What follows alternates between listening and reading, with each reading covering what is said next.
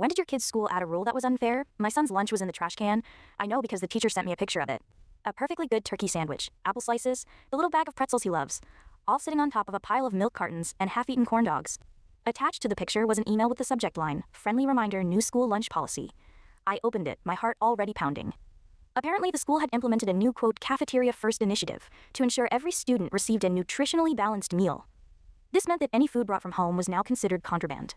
If a kid was caught with a homemade lunch, it would be confiscated and thrown away. They would be given a cafeteria meal instead, and our account would be charged. My son, Leo, is the pickiest eater on the planet. He survives on a rotation of about 5 specific foods, and the gray, soggy stuff they serve in the cafeteria isn't on the list. He came home that day starving and upset. "They took my sandwich, Mom. They said you broke the rules." I saw red. I scheduled a meeting with the principal, Ms. Albright, for the next morning. I walked into her office, trying to stay calm. I explained that Leo has sensory issues with food, that I carefully pack his lunch to make sure he actually eats something during the day. She just gave me this tight, plastic smile. "We understand it's an adjustment," she said, folding her hands on her desk. "But the policy is for the health and equity of all students. We can't make exceptions." Equity?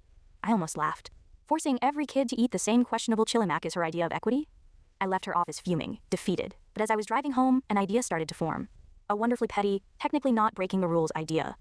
The policy banned prepared homemade meals. It said nothing about ingredients. The next morning, I packed Leo's lunchbox. In one small baggie, I put 2 slices of bread. In another, a single slice of turkey. In a third, a slice of provolone cheese. I included a small container with a single lettuce leaf and a tiny packet of mayonnaise. I handed it to Leo. "Okay, buddy," I said. "You're not bringing a sandwich to school. You're bringing sandwich parts." His eyes went wide, and then he broke into a huge grin. I waited all day for the phone call. It finally came around 2 o'clock. It was Ms. Albright. She sounded flustered. "Mrs. Davis," she started, "I'm calling about Leo's lunch." "Oh?" I said, keeping my voice perfectly breezy. "Did he enjoy the cafeteria meal today?" There was a pause. "He assembled his own meal from components you provided. This is against the spirit of the rule." "But is it against the letter of the rule, Ms. Albright?" I asked. "My son didn't bring a prepared meal. Are you really going to tell a 7-year-old he can't put a piece of turkey between 2 slices of bread?" She was silent for a long moment. I could hear her shuffling papers. "I've had 3 other parents call to ask about your method." The Cafeteria First initiative was quietly removed from the parent handbook by the end of the week.